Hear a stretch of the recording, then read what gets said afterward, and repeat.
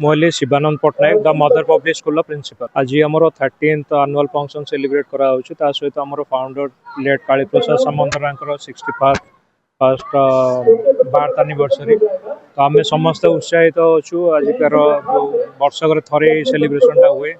सबू पिला माने भी एक्साइटेड अच्छा बहुत दिन प्रैक्टिस कर टीचर्स माने भी पचर लगी। तो आज पेरेंट्स आगे टैलेंट शो करने बहुत एक्साइटेड अच्छे। तो आमर जिते सब प्रोग्राम हुए सब थीम बेस्ड किसी थाए आम जो सस्ता बॉलीवुड डांस सब करते भर जाऊना।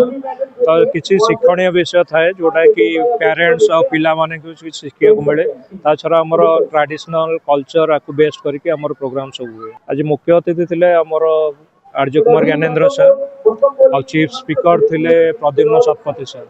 आमर वार्ता आम सब दौचु पिलांकर ऑलराउंड डेवलपमेंट पिला करिकुलर एक्टिविटीज सहित एक्स्ट्रा करिकुलर एक्टिविटीज रे जमी कल्चरल इवेंट्स है से केमती इनवॉल्व रहे आम एनकरेज समस्त कर पार्टिसिपेट करने। तो पाठ पढ़ा छड़ा आजिकल पाठ छड़ा साठ भी दरकार हो। तो बहुत इम्पोर्टेंट दुटा।